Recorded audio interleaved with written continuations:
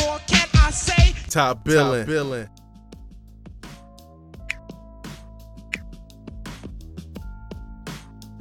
All right, Top Billin, the only film preview you'll need for Auburn, Georgia. Check this out right here. Anybody thinking that it's going to be a cakewalk for the University of Georgia, you may want to reevaluate stuff. First of all, Auburn is a way different team at home, and Auburn is the exact type of team, the way it is constructed and how it plays ball, that gives Georgia fits, right? You would say that it's very much like a South Carolina, but better, a more talented version of South Carolina that presents some of the same conundrums to Georgia. Maybe not with the cornerback play, right? I don't think Auburn's cornerback play is as good, but the front seven I think is as good, and the offense has a chance to be even better than South Carolina's offense. All right, so we check this out right here. Routinely, who's been the weakest link of Georgia's offensive line, right, where they can't really get to their zone plays, their stretch, and their inside zone's been the center, Trey Hill. We see Trey Hill working on a stretch off the late stem, going against Javon Kinlaw, right, who is pretty much the light version of Auburn's Derek Brown. Derek Brown was straight wreck a game plan, just like Javon Kinlaw did. So we see him right here getting his neck and his spine jerked, right? Mine won't work if his spine don't jerk. Bench pressed him all the way into Zamir White. Zamir White can't even get outside to try to work off the stretch. Right, he stopped in his tracks. Everybody fast flowing to the ball. Of course, you want to get him to stop his feet. But this goes with Philly Flyer, DeAndre Swift, Brian Herring, or anyone like that, right? The interior portion of Georgia's line has largely been a little bit of a disappointment against guys who are able to compete in that manner. So something to watch out for. Obviously, Auburn's ability to get after in a four-man front, very much like South Carolina, considering Will Muschamp was right there and kind of installing this before Kevin Steele was there. So they're able to have that carryover. We're very much the same scheme as University of South Carolina, coming out of an even front, right? I see Daquan Newkirk, Derek Brown, Marlon Davidson, Nick Cole right here on. All these guys are extremely gap sound. Extremely gap sound. I love what they did against Mississippi State's run game with Colin Hill right there. You see everybody getting bench press, resetting the line of scrimmage. You see two gapping going on, right? Nobody just rushing up field. You see Nick Cole right here maintaining leverage right on the backside. Nowhere for Colin Hill to go. Nowhere for him to go. Very much like South Carolina. And I'll be honest about it. I've been relatively disappointed in Georgia's run game, right? Especially against elite level competition. Now, it hasn't been bad or anything like that. I was expecting it to be spectacular, where it's just been very good. So I wonder about Philly Flyers' health, and we know the offensive line has been banged up, so there it is. But the run game is a little bit more plotting, unimaginative. I don't know. DeAndre Swift not breaking those long runs like we're used to seeing, where he finishes off the runs. He's always going to break runs. He's extremely quick and everything, but the top end speed seems to be lacking this year. And I would have to think that there may be something along the lines of an injury that's not being disclosed. Same kind of deal right here. Inside zone, you know, this is Georgia's bread and butter. The inability to reset the line of scrimmage from Mississippi State's standpoint, even though it's area blocking, it's not exactly area blocking, because you still have power principles in an inside zone, right? You're taking a step forward and you're really trying to combo to the second level, but you're trying to move mountains a little bit with that particular zone scheme, and they can't do it. Then you see the help defense coming from Noah Igbenogany on the cap blitz. Very gap sound, right? But it's inconsistent, though. Very inconsistent. They'll look all world, but then they'll have momentary lapses where they can be had, in my opinion. All right, conversely, Auburn has a very good run game as well. Georgia's rush defense is lights out, but man, they have some pretty good schemes that they have going on, and they bend the edge relatively well, which I'm not sure will work against Georgia, but obviously they're going to try to do it. You got Marquel Harrell coming in right here. You got pretty much a tackling guard pull, right? Usually it has some type of counter action to it with Whitlow here, but he kind of just rides it regular and then bending the edges with those blockers there.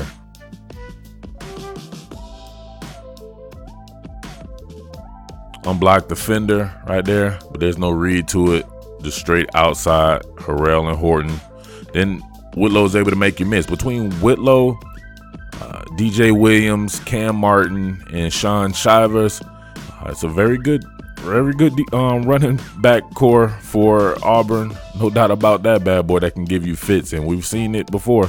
Physical, tough teams are the teams that scare me going against Georgia more so than finesse teams that want to pass the ball all the time. One of the reasons you have to respect Auburn's run game is the quarterback, Bo Nix's athleticism. He's a very good runner, right? So check this out right here. You have what usually looks like a split zone flow action right here. Unblocked defender. However, you got a cross formation block by Spencer Nye, the H-back, and you'll see Bo Nix follow him out the back door, right? So looks like it may be a called run all the way. However, you have to respect all the moving parts that's going on. So kind of errant snap there. But see, Spencer Nye will look just like a split zone, right? With a cross formation block. So you're going to have to take split zone principles to that. But he blocks and kind of releases. Now he's out to seal the edges. And Bo Nix is decently fast, man. He has some really good wheels on him. And he's a very willing runner, right? Gotta respect it. All right, South Carolina with some orbit action going on and a legit counter OT with the backside tackle pulling as well as the opposite guard pulling. All right, but you'll see Georgia's two inside linebackers right here, very fast flowing guys, able to take on blocks for the most part, at least one of them there. But this guy right here is extremely fast, and this guy right here can diagnose very well. It's going to make for a good matchup for you when you're trying to get to the outside here. So see the actual counter action by the running back right there. Pull into the outside. You see the squeeze down right here, right? So you see the squeeze down by the freshman Nolan Smith. Almost kind of giving up contain, but then you see a replace right here by Monty Rice, keeping that edge contained. Now look at him. Fast flowing to the ball, getting there with a little help from his friend, Tate Crowder.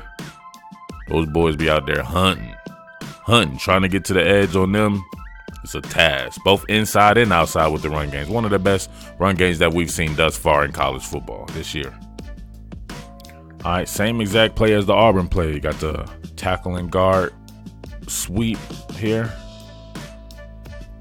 And the back's going to try to bend the edge right here. But you'll see fast flow action from the front side linebacker, strong side linebacker, Tate Crowder. Tate's on a block right here. Then the cleanup man, Monty Rice. There you go.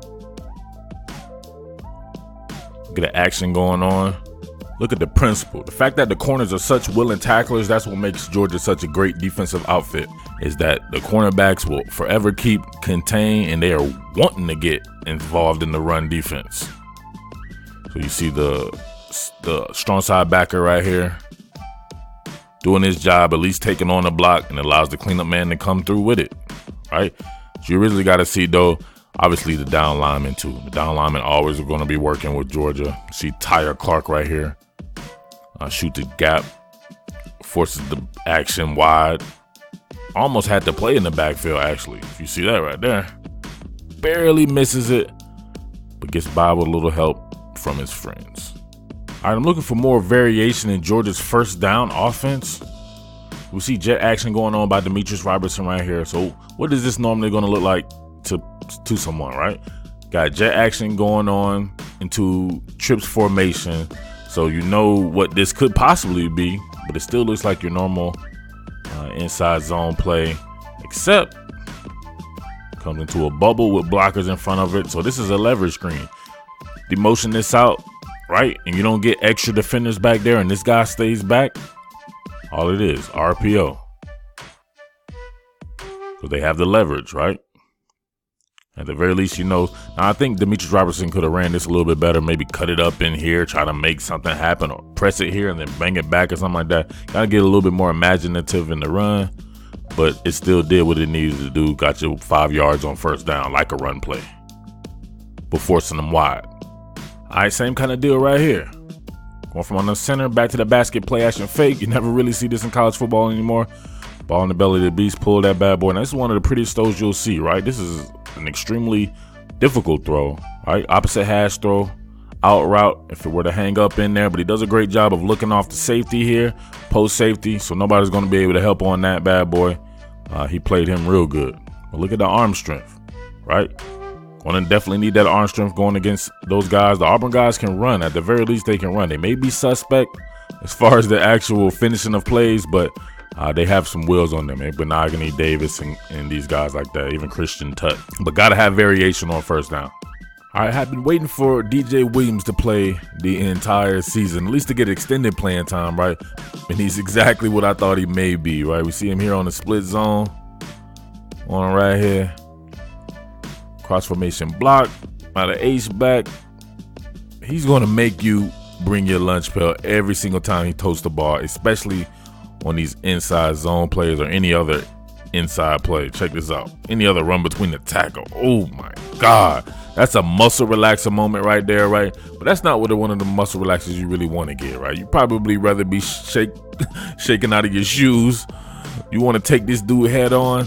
That's why people lunge at people. People are afraid of this happening. So shout outs to the Ole Miss player for trying to wrap up.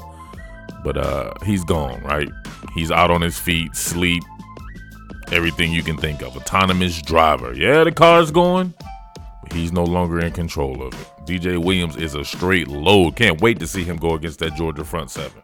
And that dude sleep like a mug. All right, he slept good that night. All right, same play this time against LSU. Showing a little bit of burst right here, right? Do not have improper sightline or improper vision, right? You just see a lot of moving parts. See Jacoby Stevens right here. He's totally enamored with some of the motion going on in the backfield. Not even really sure what he's looking at. There's no jet motion or anything going on right there. But you see DJ Williams running through arm tackles of Rashard Lawrence. Damn near took this bad boy to the house like 70 yards or so, right? Gotta be wary of that. Georgia cannot have these type of big plays, and this is exactly what Auburn needs to have happen. Some explosive plays on the University of Georgia. All right, I always thought Auburn needs to find a ways to get Anthony Schwartz involved, but I've come to the realization that we check him here in short motion, right? He's just limited. That's just what it is, right? And I think people don't understand that when they're talking about the prodigy Bo Nix. He's playing with a lot of young guys. These guys aren't developed themselves, and you're asking him, right? When Jake Fromm was a freshman, he's playing with a lot of veterans. You know what I'm saying? That's really hard on somebody. But you see him here with a quick pop pass, being able to bow out and defend that bad boy. It may be hard for them to get this off against Georgia as well. Georgia's in even faster defense than like an Ole Miss or something like that. Sideline to sideline type stuff as we seen earlier. But somehow they got to find a way to get this guy involved, and I think it's going to be trying to go vert. But even with that being said, he needs to take the next step in his development. He's got to be able to run routes, and it may not be him. I'm going to be honest with about the situation. As much as I love Gus be on that stuff, but man, Gus and wide receivers, I just don't think they get proper NFL development. If we're being honest about it, right? It's very short on the route tree, and I think it shows up in the NFL. That's why we don't see a lot of these star Auburn receivers go on to the next level to be much of anything. All right, this is what I want to see from Bo Nix and Anthony Schwartz. I'm facing play action fake. Now look at Bo let it rip right here. Now people are getting on Bo. His deep ball has been kind of inconsistent, but he's hit quite a few this year. He's been called upon to hit quite a few. And this was absolutely beautiful right here. The fastest man in college football, splitting the defenders, right? Getting behind both the safety and the corner. He hit him right in stride. This was absolutely perfect. Look at it. Pitch perfect. Don't be sleeping on the prodigy, man. I'm telling you, especially at home, right? There's been... right away from home, he's what they call what we deemed him on the live stream that time, right? No Nix. But at home, man, he can be the prodigy Bo Nix. So we'll see. But this will definitely be the best defense that he's faced the entire season. So that's going to be difficult on him as well. But you know those factors right there, being at home, you just never know. All right, this is something that Georgia has been struggling with the entire season, in my opinion, and that's working against games and stunts. So you'll see double A gap pressure right here. Got a loop around, right? Got him on coming on a wrap. Cade Mays completely, I don't know what he's doing on this bad boy, but you've seen this from Cade Mays, Trey Hill, and Ben Cleveland pretty much the entire year here. All right. See him bending it on, bending it back like Beckham. Look at that. That should never happen. That should just never happen. It's got to have a little bit of wherewithal. Thank God, your man Andrew Thomas is able to sense that bad boy. And Drake Fromm staring down the face of adversity, not really panicking there, but just enough. Andrew Thomas is able to peel back and push him off of his route.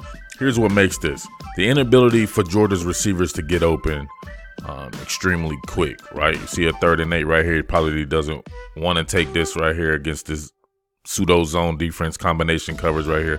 Some of these guys just cannot get open that quick, and you'll see this a little bit better in this next clip that I have, but that's what you want to do, force these guys. But you keep running these wraps and stunts. That's exactly what Auburn does very well too. So sending Owen Papo and these guys on those should be problematic for Georgia, or could be problematic. All right, same kind of deal, running a TT loop here, but you'll see Javon Kinlaw get skinny and get upfield between Trey Hill and Ben Cleveland. So a lot of reports out there don't exactly know if Trey Hill is going to play, but like I said earlier, he's my least favorite lineman.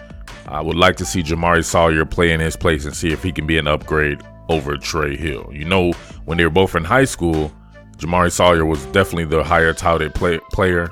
We'll see. We'll see. You know what I mean? If that comes to the case, or even a Cade May, seeing him at center. They need to try something different, though. Trey Hill is just, in my opinion, probably best served at guard at this particular point in time in his career. But here we go.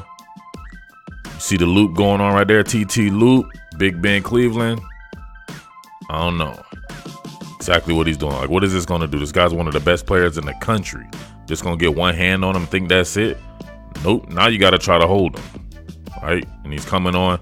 Oh, look at this. This is what it is. Do you see any separation here from any of these receivers? If Auburn can play that man-to-man defense, they played a little bit against LSU and had a little bit of success, right? They didn't necessarily take off on them in the passing game like they've done against other teams. But if they can do that, you just never know, man. Forces an errant throw, but nobody's open. Running them wraps and stunts. I don't think, just from organic pressure, I'm not sure Auburn has it like that, especially if Marlon Davidson is a little compromised. Derek Brown can do his 1-2 thing all the time, but Big Cat Brown and these guys like that, they're not good pass rushers in my opinion. So they have to come with some of this fabricated pressure, and I think Auburn can do that very well. All right, I don't think Auburn's offensive line is anything to phone home about. A lot of veterans there, but very inconsistent to me. But I think the same thing about Georgia's offensive line in certain spots. Talent-wise, it's probably the best offensive line in the country, but talent is a foreign word, in my opinion. It means that, hey, you can do it sometimes, right? You got to do it all the time. So this line has been very inconsistent as well. If Auburn can really hit home on this interior portion and really shut down the interior portion of the run game, much like USCE did. Look at this, 2 men battling, Trey Hill and Cade Mays. This dude's splitting the double, right? People always crying, oh, he's getting double teamed. Guess what? So does J.J. Watt, and he still produces it year in and year out, looking like an NFL MVP. But shutting that run game down, practicing abstinence, everything you can think of the sort. So both of these teams are roughneck, physical teams.